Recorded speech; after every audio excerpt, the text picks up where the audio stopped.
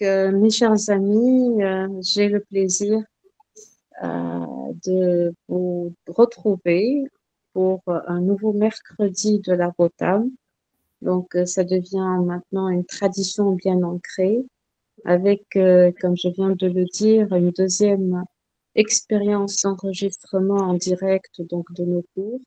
Alors, j'ai le très grand plaisir d'accueillir ce soir euh, Madame le professeur agrégé Mariam Raffès, qui est maître de conférence agrégé au service de radiologie de l'hôpital Abdelrahman Meni, avec pour chef de file professeur Sousen Hamtous. C'est une équipe qui est très très dynamique, qui est certes débordée dans le travail de tous les jours, mais qui ne cesse de nous enrichir et d'être toujours informée des dernières nouveautés. Et ce soir, Madame le professeur agrégé Mariam Raffès va partager avec nous les nouvelles données de la neuvième édition de la classification TNM en ce qui concerne le cancer du poumon. À vous, docteur Raffès. Merci, docteur Fénich. Merci pour cette belle introduction. Je participe pour la deuxième fois, avec un grand plaisir à ces mercredis de la RCP. Et je vais vous parler ce soir d'un sujet d'actualité qui est la nouvelle classification en TNM, 9 des cancers bronchopulmonaires. Bonsoir à tous. Alors, j'insiste d'abord pour vous dire et vous rassurer qu'il n'y a pas vraiment de gros changements dans la classification TNM9. Donc, il n'y a pas de changement entre TNM8 et TNM9. Il y a quelques petits détails. Et donc, ça ne va pas susciter beaucoup d'énergie pour chercher ces modifications. On va les voir en détail. Alors, comme vous le savez, la 8e édition de la classification TNM des cancers du poumon, elle est rentrée en vigueur depuis fin 2017. Et puis, il y avait une collaboration entre le Staging and Prognostic Factors Committee, de l'IASLC, et l'organisation à but non lucratif Cancer Research and Biostatistics, le CRAB. Donc, ils ont collaboré ensemble pour réviser le système de stadification des cancers du poumon ainsi que du mésothéliome et du thymus sur la base de données de 87 339 patients. Alors, parmi ces patients, 83% étaient porteurs de CMPC, donc de carcinome pulmonaire non à petites cellules, et 7% avaient un cancer pulmonaire à petites cellules. Et donc, vous remarquez que ces études ont été basées sur une grande base de données internationale avec des apports, bien sûr, multidisciplinaires et surtout des analyses statistiques approfondies grâce à cette organisation de biostatistiques. Donc, sachez que la répartition géographique des patients était un peu non équilibrée puisque 56% étaient asiatiques ou australiens, tandis que 25% venaient de l'Europe et 16% de l'Amérique du Nord. Et vous remarquez d'emblée que l'Afrique n'est pas vraiment très représentée, donc je pense que c'est moins de 1% de la population était africaine. Alors, cette TNM9 était présentée lors de la World Congress on Lung Cancer, en septembre 2023. Elle était présentée par ce monsieur Azamura, qui est un professeur de chirurgie et chef de la division de chirurgie thoracique à l'université de médecine de Tokyo. Pendant ce congrès, ils ont présenté les propositions finales pour cette nouvelle classification TNM. Et c'était le président de ce comité chargé de ces révisions. Enfin, après ce congrès, on a vu la publication de cette TNM9 récemment, en 2024, en septembre, avec l'apparition de ce manuel, troisième édition de Staging Manual in Thoracic Oncology. Donc, on a toutes les actualités, donc la TNM9 des cancers bronchopulmonaires, mais également les cancers thymiques et le mésothéliome. Alors, les principales caractéristiques de la 9e édition comprennent donc la validation des changements dans la composante T de la 8e édition, la subdivision de N2 en deux groupes, et puis une subdivision également supplémentaire de la composante M. On va voir tout cela en détail. Et donc cela, il a conduit à une réorganisation des combinaisons TNM, incluses donc dans les groupes de stade, impliquant principalement les groupes de stade 2A, 2B, 3A et 3B. Alors, qu'est-ce qui est nouveau donc, pour cette 9e édition? Selon les études statistiques, il y a eu des différences significatives qui ont été observées dans les courbes de survie entre les différents stades cliniques, à l'exception du stade CT2B par rapport à CT3, mais uniquement dans l'analyse univariée qui n'a pas été confirmée par l'analyse multivariée. Et pour cette raison, donc, aucun changement n'a été mis en œuvre pour la composante T dans cette nouvelle 9e édition par rapport à la 8e TNM. En plus, donc, ils ont étudié le groupe T3 avec envahissement de la paroi thoracique. Donc, il a été pris à part. Donc, ils ont divisé le T3 avec envahissement et sans.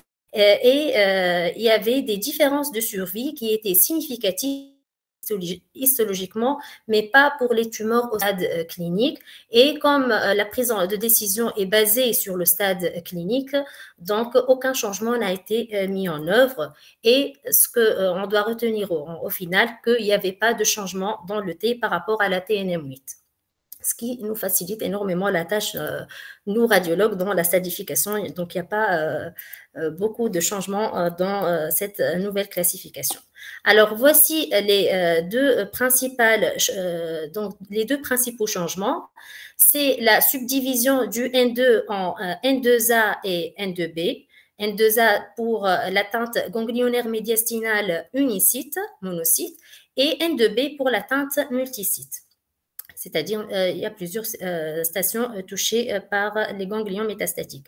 Et le deuxième changement, c'est la subdivision du groupe M1C en M1C1 et M1C2. Alors, M1CA, c'est lorsqu'on a une métastase, plutôt des métastases multiples touchant un seul organe, et M1C2, lorsqu'on a des multiples organes touchés par multiples métastases. Et donc, cette subdivision reposait essentiellement sur des pronostics différents. Donc, ils ont remarqué qu'il y a des différences de pronostics entre ces différents sous-groupes. C'est pour cela qu'ils ont proposé cette subdivision différente si on a un seul organe atteint par rapport à plusieurs organes. Et c'est pour cela qu'on a proposé ces changements. Donc, voici plus en détail les courbes de survie analysées. Donc, elles ont démontré une différence pronostique claire entre l'atteinte d'une station N2 unique et multiple aussi bien au stade clinique qu'au stade pathologique. Et puis, ils n'ont pas été observés de différences significatives entre une atteinte unique ou multiple au niveau N1. C'est pour cela, donc, on n'a pas proposé de subdivision de la station de la catégorie N1 dans la 9e édition. Et donc, vous remarquez ici très bien qu'on a une différence dans les courbes de survie entre le vert et le rouge ici, le vert et l'orange. Donc, ici, le CN2 A et le CN2B, aussi bien pour la classification faite sur la clinique ou sur la classification histologique. Alors, malgré les changements survenus dans le groupe de stade depuis leur introduction dans la 2e édition de la classification TNM, N2 est toujours donc resté stade 3. Alors, dans cette 9e édition, donc, il y a eu un changement. Pour la première fois, on voit classer les patients T1, N2A en stade 2B.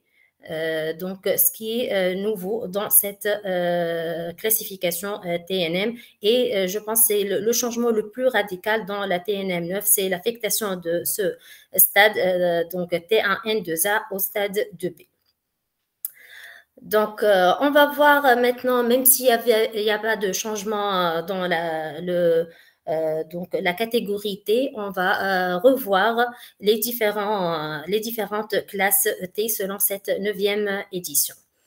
Alors, pour vous rappeler, donc on va classer une tumeur T1 lorsqu'elle a une taille inférieure ou égale à 3 cm. Et donc, cette catégorie est subdivisée en 3 sous-groupes, le T1A, T1B et T1C. Donc, à chaque centimètre, on va passer d'une catégorie à une autre. Donc, pour le T1A, c'est pour les tumeurs dont la taille est inférieure ou égale à 1 cm. Le T1B pour les tumeurs dont la taille est comprise entre 1 cm et 2 cm. Et le T1C pour les tumeurs strictement supérieures à 2 cm et inférieures ou égales à 3 cm. Et puis, chose importante, donc on va classer la tumeur T1 si, bien sûr, on n'a pas une extension endobronchique proximale qui atteint la branche lobaire. Donc, si on a une extension segmentaire, on peut classer T1, mais si on a une atteinte des branches lobaires, on va passer à une autre catégorie. Donc, une précision pour les rares tumeurs qui sont superficielles invasives, donc indépendamment de leur taille, donc avec une composante invasive qui est limitée à la paroi bronchique et qui peut s'étendre proximalement, donc même à la branche proximale, sont également considérées T1A. Donc, on parle ici des tumeurs qui sont situées au niveau de la paroi bronchique. Généralement, le diagnostic, il est fait par endoscopie et histologie. Donc, ces tumeurs, généralement, ne sont pas diagnostiquées par le scanner. Et dans ce cas-là, ces tumeurs sont classées T1A, même s'ils atteignent la branche souche. Passons maintenant à la deuxième catégorie, la T2. Donc, T2, ça concerne les tumeurs strictement supérieures à 3 cm et inférieures ou égales à 5 cm. Et cette catégorie est subdivisée en deux sous-groupes, la T2A et la T2B. Alors, toujours chaque centimètre, à chaque centimètre, on va changer de classe. Donc, pour les tumeurs de plus de 3 cm et inférieur ou égal à 4 cm, ce sont des tumeurs qui sont classées T2A. Mais il y a d'autres critères qui font classer la tumeur T2A, c'est l'invasion ou l'envahissement de la plèvre viscérale. Donc, s'il y a un nodule, même s'il est donc inférieur à 3 cm avec un envahissement de la plèvre viscérale, il est classé T2A. Alors, quels sont les signes TDM suggestifs d'atteinte de la plèvre viscérale? Ce sont des signes suggestifs, mais non formels. Bien sûr, l'histologie, c'est le moyen le plus fiable pour faire le diagnostic d'une atteinte de la plèvre viscérale. Mais il y a des signes TDM qui nous orientent et qui peuvent nous pousser à classer le patient en T2A. Ce sont la rétraction pleurale en regard du nodule, la présence d'une attache pleurale ou si on a un franchissement sissural. Donc, je vous montre des exemples. Donc, ici, on a une attache pleurale ici. Ici, donc, on a un franchissement de la scissure et ici, une rétraction de la plèvre en regard qui peuvent suggérer une atteinte de la plèvre viscérale. Alors, autre condition pour classer la tumeur T2,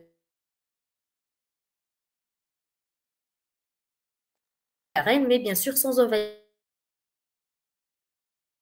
on va classer notre tumeur T2A. Et ici, la taille également, elle est importante. Alors, si notre tumeur, elle est comprise entre 3 et 4 cm, on va classer T2A. Si elle n'est pas mesurable, c'est-à-dire avec une atélectasie, on ne peut pas bien mesurer la tumeur, on va la considérer T2A, mais si on a une tumeur dont la taille est supérieure à 4 cm et inférieure à 5 cm, on va la classer T2B. Donc, j'espère que c'est clair. Donc, la tumeur, lorsqu'elle touche la branche souche, elle est classée soit T2B, soit T2A. Et si on n'arrive pas à la mesurer, on la classe T2A. Et enfin, une autre condition pour classer T2A, c'est la présence d'une atélectasie ou d'une pneumonie obstructive qui doit atteindre la région hilaire. Donc, ça peut être soit une atélectasie lobaire, pulmonaire, ou pulmonaire totale. Donc, ça va classer la tumeur en T2A. On va passer maintenant à la catégorie donc T3. Donc, on va classer notre tumeur en T3 si la taille est à 5 cm et s'il est inférieur ou égal à 7 cm. Mais il y a d'autres conditions qui tumeur T3. Je les cite. Donc, si on a un envahissement de la veine azygos, si on a un envahissement du nerf phrénique ou si on a un envahissement péricardique. Également, si la tumeur, elle envahit la plèvre pariétale, donc elle dépasse la plèvre viscérale et arrive à la plèvre pariétale, la tumeur est classée T3. Et puis également, si on a un dépassement de la plèvre pariétale avec une extension à la paroi thoracique. Et puis, lorsqu'on a donc des nodules tumoraux satellites dans le même lobe que la tumeur primitive, ça fait classer la tumeur T3. Alors, pour les tumeurs de l'apex, on les classe T3 lorsqu'on a une invasion, donc un envahissement de la plèvre pariétale, si on a un envahissement de la paroi thoracique ou si on a un envahissement des premières racines nerveuses thoraciques, la racine T1 et T2, ou bien si on a un envahissement du ganglion stellaire. Donc, voici les signes d'envahissement de la paroi de la plèvre pariétale. Donc, c'est comme pour la plèvre viscérale, il y a des signes de présomption sur le scanner.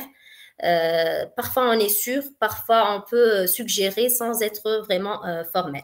Alors, si on a un adossement de la tumeur sur la plèvre de plus de 3 cm, c'est un signe qui suggère une atteinte de la plèvre pariétale. Si on a des angles obtus de la tumeur avec la plèvre, vous voyez ici sur la reconstruction sagittale, donc c'est cet angle obtus avec la plèvre, donc ça témoigne d'un envahissement de la plèvre pariétale. Si on a comme ici un comblement de la graisse extra-pleurale, ou si on a un dépassement de cette plèvre-là avec une masse des parties molles thoraciques, donc une masse extrapleurale ou une lisse costale comme ici, là c'est formel, donc on a un dépassement de la plèvre pariétale. Je reviens pour les tumeurs de l'apex pour vous rappeler donc la situation de ce ganglion stellaire qui fait partie des ganglions sympathiques cervicaux. Ce sont les ganglions cervicaux inférieurs. Donc ici, on regarde C7T1 et si on a une extension de la tumeur ici, on va classer notre tumeur T3. Passons maintenant à la quatrième catégorie qui est la dernière, la T4. Alors, la tumeur est classée T4 si elle présente l'une des caractéristiques suivantes. Donc, un seul critère suffit pour classer la tumeur T4. Si sa taille, elle dépasse les 7 cm dans sa plus grande dimension, donc j'insiste sur la mesure planaire de la tumeur. Il ne faut pas se contenter du plan axial. Il faut prendre le grand axe de la tumeur et on va tenir compte du grand axe de la tumeur pour classer notre tumeur. Et puis, si on a un envahissement du médiastin avec une extension au niveau de la loge thymique, un envahissement trachéal, de la carène, du nerf laryngé récurrent, du nerf vague, de l'œsophage ou du diaphragme également, toutes ces atteintes classent la tumeur en T4. Et puis, l'envahissement du cœur et des vaisseaux, des gros vaisseaux du médiastin également. Donc, l'envahissement médiastinal, ça fait classer la tumeur T4, sauf pour la veine azygose, le nerf phrénique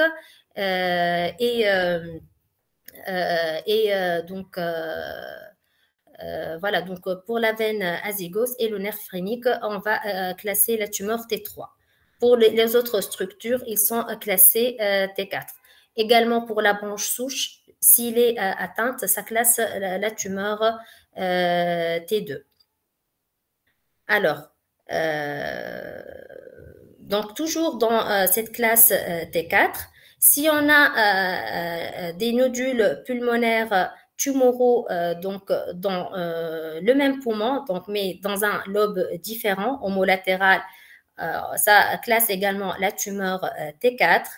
Et puis, pour les tumeurs apicales, donc on a vu les conditions qui classent les tumeurs T3, mais si on a un envahissement des vaisseaux sous-claviers, du corps vertébral, de la lame de la vertèbre, du canal rachidien, des racines nerveuses cervicales ou du plexus brachial, la tumeur sera classée T4. On passe maintenant à la catégorie N. Alors pour le N0 et le N1, il n'y a pas de changement. N0, c'est si on n'a pas, bien sûr, d'atteinte métastatique ganglionnaire régionale. Et N1, si on a des métastases ganglionnaires homolatérales touchant les ganglions intrapulmonaires, péribronchiques et hilaires. Ce sont les stations allant de la station 10 à la station 14 selon la nomenclature de l'IASLC.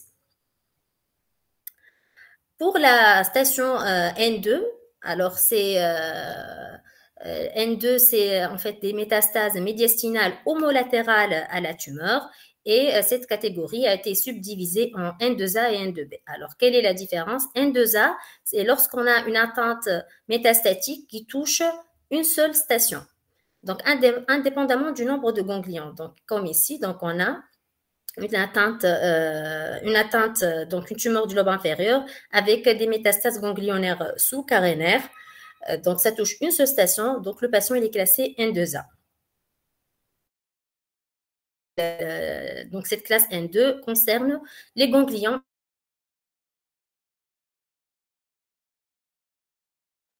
Donc, les ganglions médiastinaux homolatéraux ou sous-carénaires. N2B, c'est lorsqu'on a donc une atteinte multisite, c'est-à-dire plusieurs stations ganglionnaires touchées à la fois.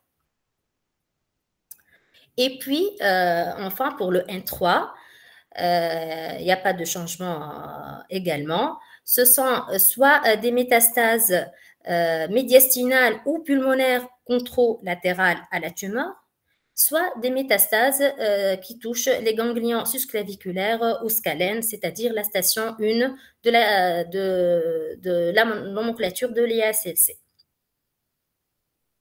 Passons maintenant à la donc, dernière catégorie, qui est la catégorie M. Alors, M1, ça désigne les tumeurs avec des métastases intrathoraciques, c'est-à-dire des métastases, par exemple ici, une tumeur à droite avec des métastases pulmonaires contralatérales. Ça fait classer la tumeur M1A.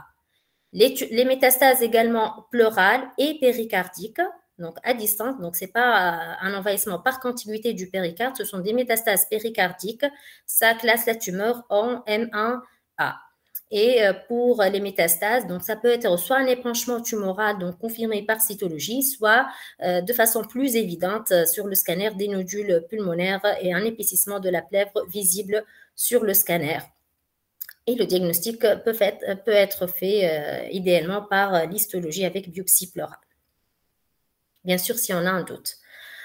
On va passer maintenant à la deuxième catégorie de M, c'est le M1B, c'est-à-dire on a une métastase à distance, donc extrathoracique, mais qui est unique. Donc, une seule métastase, donc pas un seul organe, mais c'est une seule métastase. C'est comme ici, par exemple, une seule métastase hépatique. Et on peut avoir également des métastases ganglionnaires. Donc, je précise que les ganglions non régionaux sont considérés métastatiques. Alors, quels sont les ganglions régionaux? Ce sont les ganglions qui sont intrathoraciques, c'est-à-dire médiastinaux, pulmonaires, diaphragmatiques, mammaires internes, scalènes et susclaviens. Donc, si on a par exemple des ganglions cervicaux ou bien des ganglions rétropéritonéaux, on va les considérer comme des métastases ganglionnaires. On va les compter dans le M, c'est pas dans le N. Si on a un seul ganglion métastatique, c'est un M1B. Si on a plusieurs, c'est M1C. Un autre exemple, par exemple, parfois dans la pratique, on a une atteinte ganglionnaire, par exemple de mammaire interne ou de l'angle cardiophénique. Là, ça rentre ni dans le M ni dans le N, donc il n'est pas compté. Donc c'est intrathoracique, c'est pas des métastases. On va pas classer notre patient M1B, mais ça reste intrathoracique. Et puis, donc, on arrive au changement qui est le stade, la catégorie M1C qui est subdivisée actuellement en M1C1 et M1C2.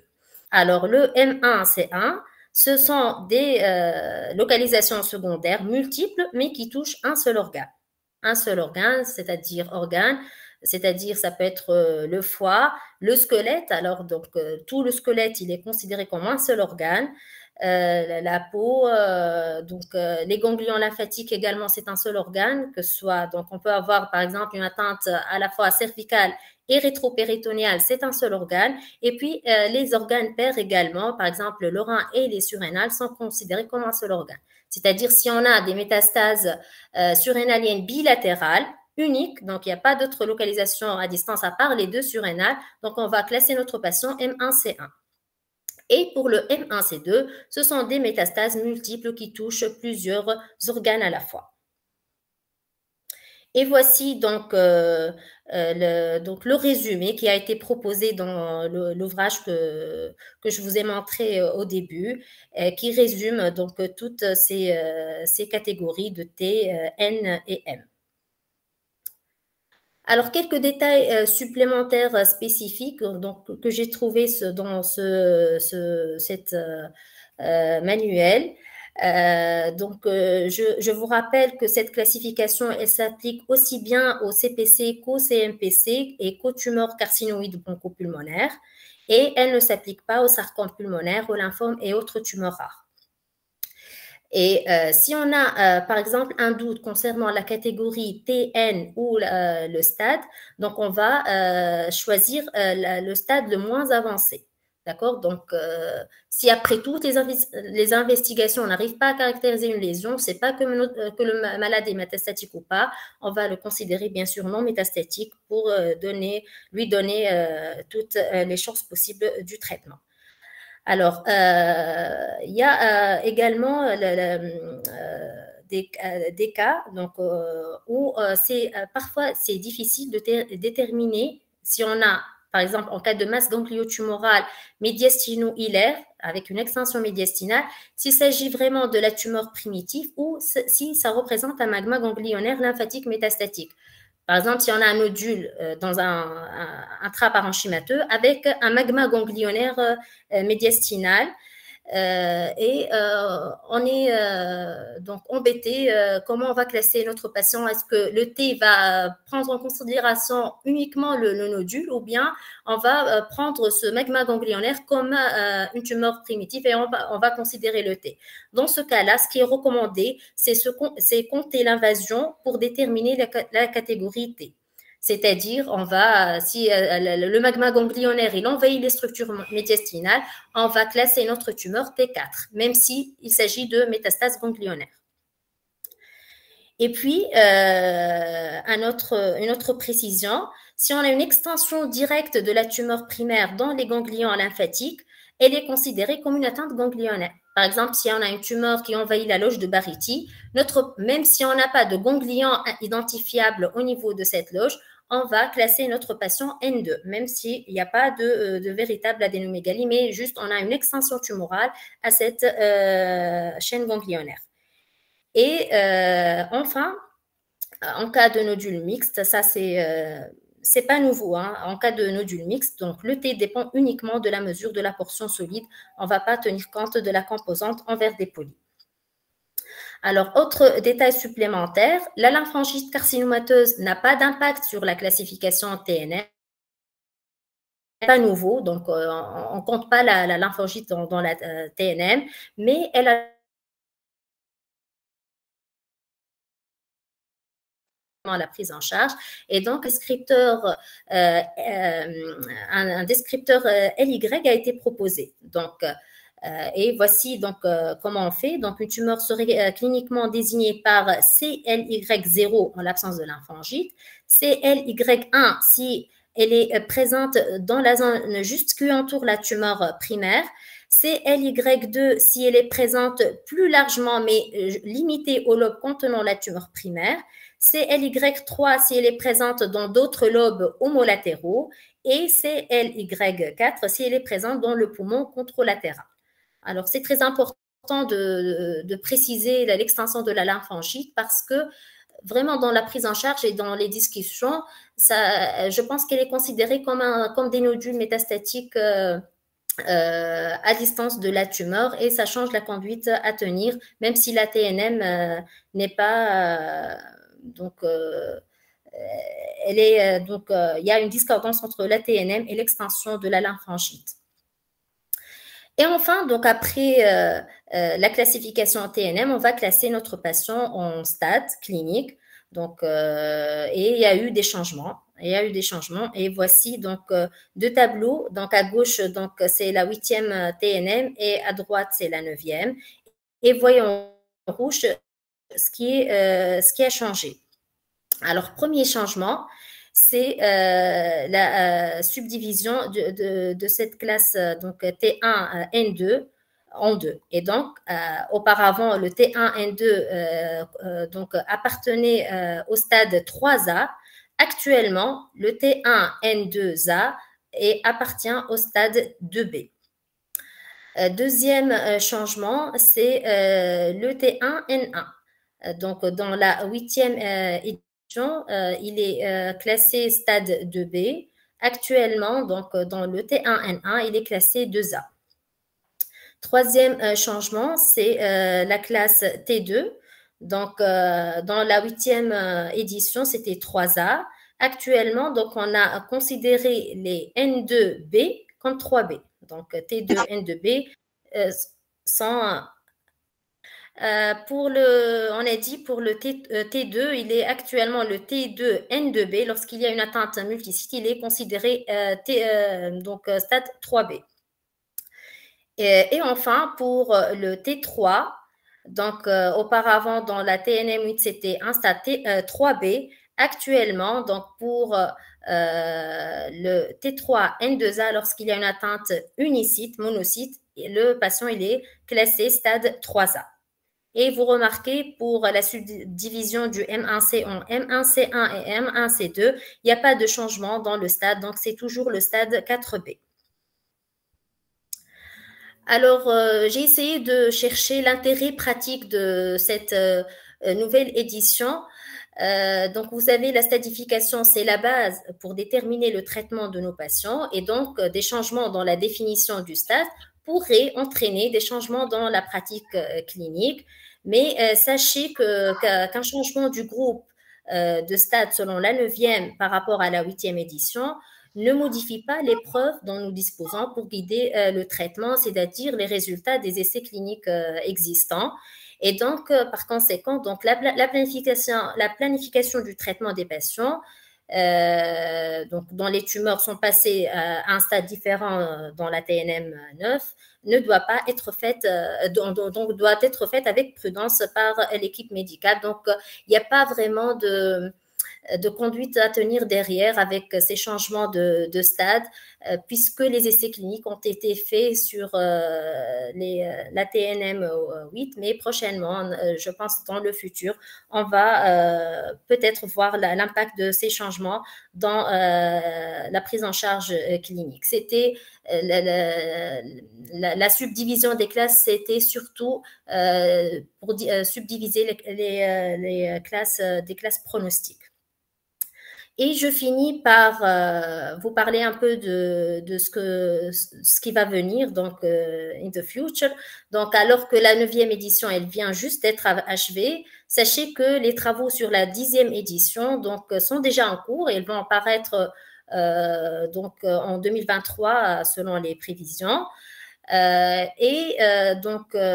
Probablement, il y aura des changements qui sont plus importants dans cette édition.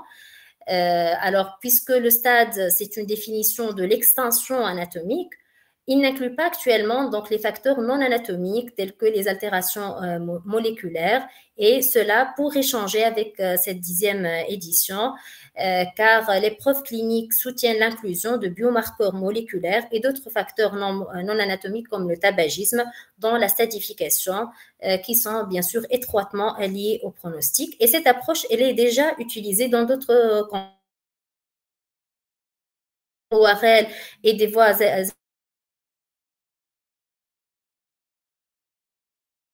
également dans le cancer du sein qui prend en compte les facteurs tels que la mutation HER2. Donc, cette approche va probablement être donc incluse dans cette nouvelle 10e édition TNM. Et je vous remercie pour votre attention. Merci beaucoup, Mariam, pour cette très très belle conférence qui nous laisse quand même assez dubitatif parce que il y a quand même malgré tout, moi à mon sens, euh, des petites subtilités dont il faudra certainement tenir compte. Alors, je vais maintenant céder la parole directement à l'assistance. Docteur Marli qui lève la main.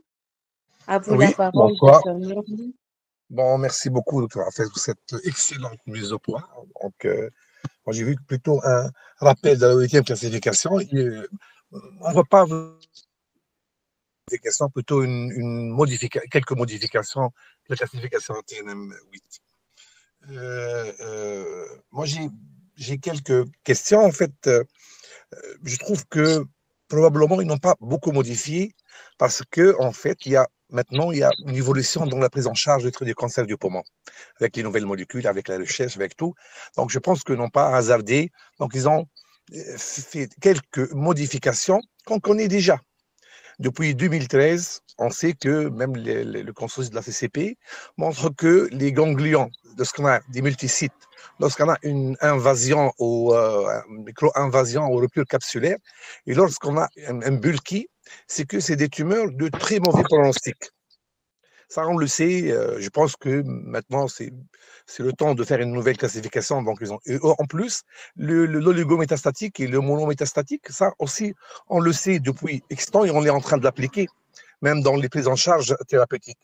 Est-ce que cette classification, nouvelle modification, vont changer ou non?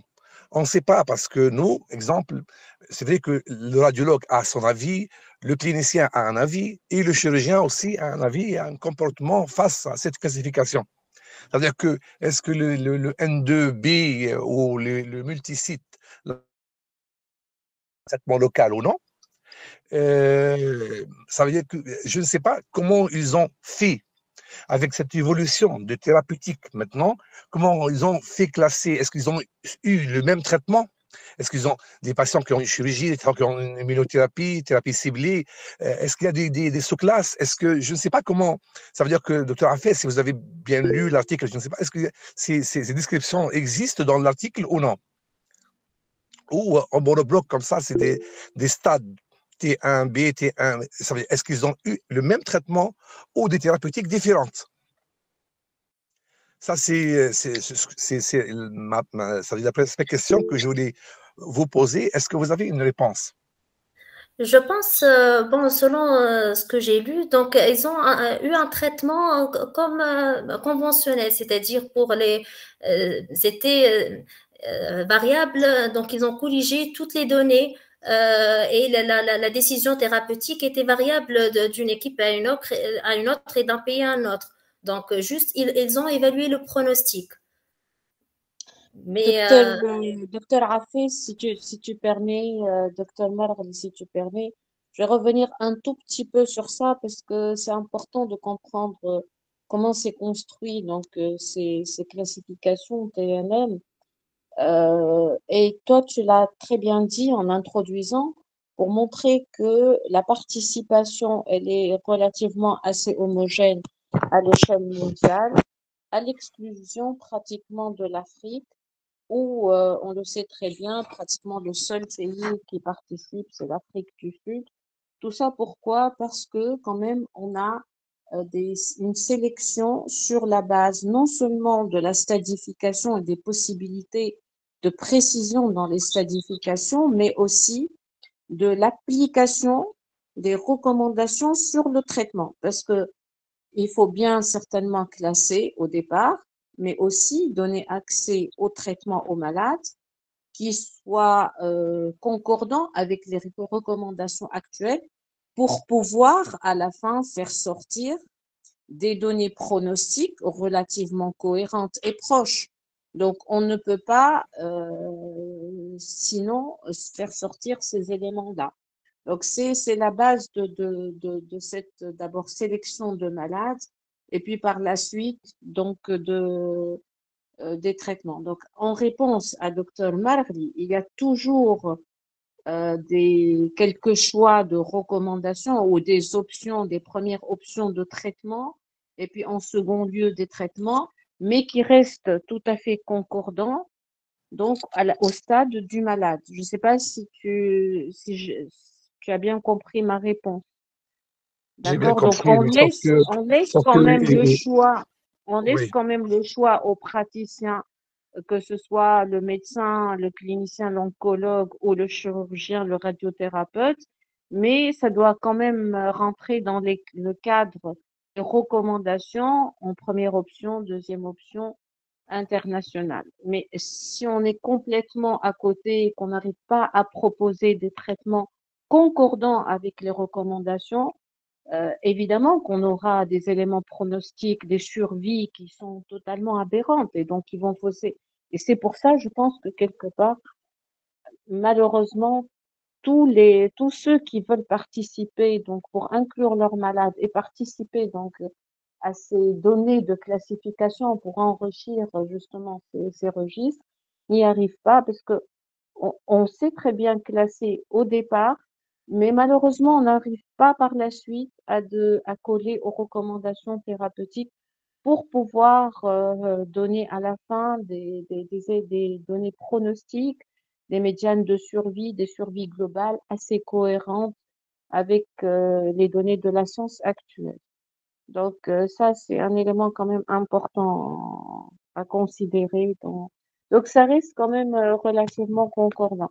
Moi, ma question, si tu permets, Mariam, c'est par rapport quand même, et ça a été bien dit dès la 8e édition, que ça se complexifie et qu'au final, maintenant, déjà, la 8e édition, on n'arrive plus à apprendre la classification TNM.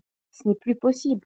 Maintenant, avec la 9e classification, c'est encore plus, donc des subdivisions de sous-classes du T. Quand on regarde le T2A, il peut être classé de différentes manières.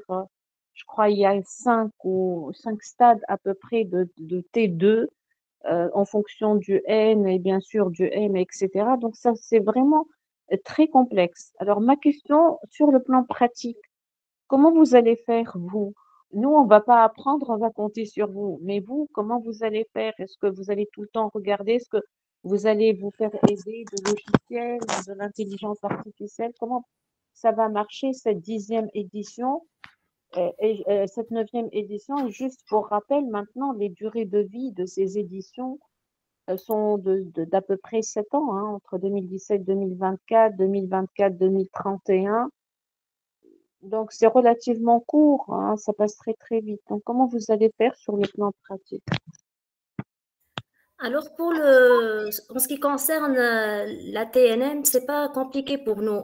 Peut-être c'est vrai pour les stades, nous, dans nos comptes rendus, on conclut pas euh, au stade. Mais pour la TNM, c'est avec la pratique, avec donc le nombre de scanners qu'on voit, donc on la retient très très facilement. Mais moi, Et je puis, trouve que ajouter aussi le LY, c'est-à-dire la lymphangite, ça complexifie quand même. Donc, il y a des éléments aussi à prendre en compte par rapport à qui s'ajoutent au compte rendu. oui, bon, on le fait, mais sans conclure et sans classer dans la catégorie. Mais nous, si on a par exemple une lymphangite bilatérale, ou on le mentionne sur nos comptes rendus sans vraiment dire LI ou CLI1. Mais bon, c'est pas difficile, on peut s'y mettre, mais même si on se contente de dire qu'il y a une lymphangite dans un autre lobe ou contralatéral, on le met en relief dans la conclusion, je pense que c'est suffisant. Mais pour la TNM, par rapport à la TNM, vraiment, il n'y a pas de changement majeur. C'est très facile pour nous, je pense. Juste le N2, ça va être monocyte ou multicyte, et pour le M1C. Donc, mais par contre, pour les stades, je suis d'accord. Moi, je ne les retiens jamais, les stades 1, 2, 3. Il faut regarder le tableau. D'autres questions? Docteur Marli. Docteur Marli nous a quittés. Docteur Marli, vous êtes encore avec nous? Si tu permets, Mariam, par rapport aux tumeurs de l'apex, le Pancoast en particulier, c'est toujours embêtant de classer le ganglion qui est juste à côté. Est-ce qu'il faut le considérer vraiment N3 ou laisser la possibilité donc d'une invasion par contiguïté à la tumeur, parce que c'est quand même un peu complexe là, c'est particulier. Vous parlez du ganglion stellaire, hein. C'est un ganglion de la chaîne sympathique, c'est pas un ganglion lymphatique, donc et donc ça rentre pas dans le N. Non, je parle du ganglion. L'extension locale, c'est pas le voilà, donc c'est le T3 lymphatique. Ouais. Je parle d'un sus claviculaire qui est juste pas très loin de la masse, quand elle est assez envahissante par rapport à la paroi. On le considère quand même un N3. Bon, selon les précisions qu'ils mettent, lorsque la tumeur s'étend à un site ganglionnaire, il faut considérer que le ganglion atteint. Mais ils ne précisent pas précisément pour les tumeurs de l'apex. Mais je pense, bon, je sais pas, j'ai pas de réponse parce que le traitement de N3, ça va changer entre N3 et N2. Mais théoriquement, il doit être. Pour le tumeur de l'apex, le sus claviculaire, il est considéré l'équivalent de l'N2. Et il ne recuse pas la chirurgie, si la chirurgie est possible. Donc, il ne donne pas plus de précision dans cette 9e addition sur cet aspect en particulier. Non, j'ai pas trouvé c'est pas précisé, non, dans l'ouvrage. Et puis, j'ai trouvé aussi que par rapport, par exemple, à ce que tu as dit, une tumeur périphérique, mais il y a un magma ganglionnaire, on va dire médiastinal, qui envahit les vaisseaux. Et donc, il faudra probablement préciser, parce que tu le dis, on va la classer T4, cette tumeur, du fait d'un envahissement vasculaire. Donc, il faudra donner un peu plus de précision dans le compte-rendu pour expliquer un peu mieux cette classification en T4, ou comment vous allez le faire? Ça marche, Madame Fenish. Un ganglion qui envahit les structures médiastinales ou un ganglion qui est en rupture capsulaire. Alors, il est de mauvais pronostic. C'est pas un T4. Tout à fait d'accord. C'est plus qu'un T4. Je suis tout à fait d'accord. Mais nous, on va dire sur le plan académique. Donc, on a une petite tumeur qui est périphérique et on sait que c'est vraiment des adénopathies. Il n'y a pas et qui envahissent les vaisseaux. Et donc, classer T4 alors que devant nous, elle est toute petite, en mettant, c'est évident. Pour moi, je suis tout à fait d'accord.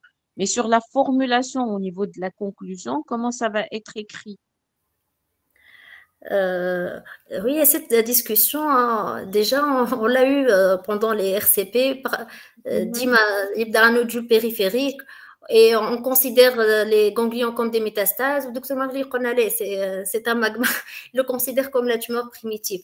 Bon, pour la conclusion, on va dire nodule associé à magma tumoral et on va les considérer et on va classer directement T4, N2 et puis MX.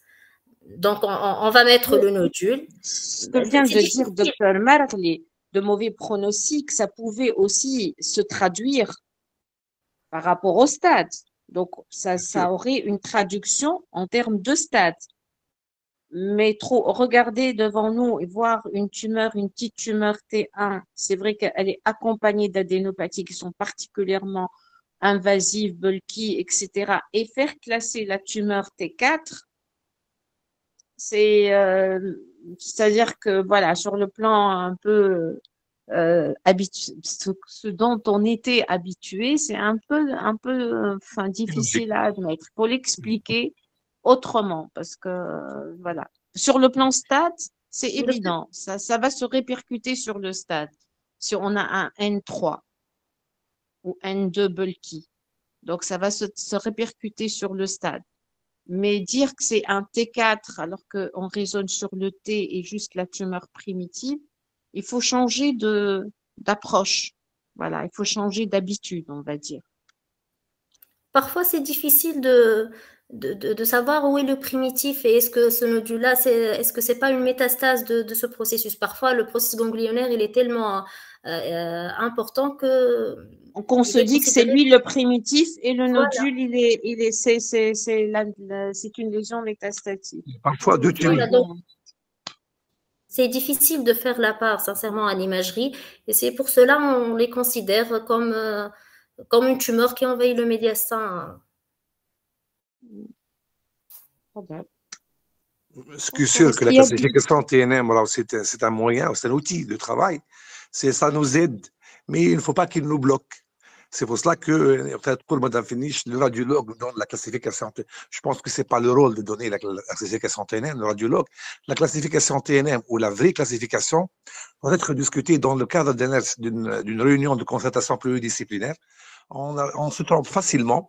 Il faut l'avis du clinicien, il faut l'avis du radiologue, il faut l'avis même de l'anatomopathologiste, du chirurgien. Et c'est comme ça, il y a deux thérapeutes, c'est comme ça qu'on peut avoir une classification proche, un petit peu proche de la réalité. Parce que c'est difficile de dire que, de demander au radiologue de donner une classification TNM, sinon on va peut-être opérer tout le monde ou aucun. Donc c'est un peu délicat. Il faut l'avis, une concertation sur cette classification. Et deuxièmement, moi, je toujours dire que la classification TNM, c'est un outil qui nous aide à travailler. Et cet outil-là, il doit être exploité ou utilisé pendant le staff. Et là, on prend une décision qui est la plus logique et la plus proche de la réalité. Et je pense que, dernière chose, que cette classification, la 9, c'est comme l'a dit le docteur Afès, c'est une préparation pour la 10e. C'est pas facile de faire des classifications parce que sinon, on va faire 10 000. C'est pas évident parce que même des tumeurs N1 ou N2 multisites, on peut avoir quelques ganglions de multisites, mais on peut avoir aussi des gros ganglions de multisites. Un bulky, c'est 2,5 cm ou 6 cm. Et vous voyez très bien, ceux qui participent au staff, on voit que les stades, il y a beaucoup de stades. Et donc, ça reste l'intelligence humaine ou l'intelligence artificielle qui va juger, je ne sais pas, mais ça va probablement se bloquer de jour en jour. Je ne sais pas si on va trouver une solution miraculeuse pour classer et traiter. Ça va toujours être quelque chose d'évolutif. Et merci beaucoup. Très bien. S'il n'y a pas d'autres questions, Alors, on va clore cette présentation et je voudrais remercier de nouveau Dr. Mariam Hafez. Merci à tous les présents et très, très bonne soirée.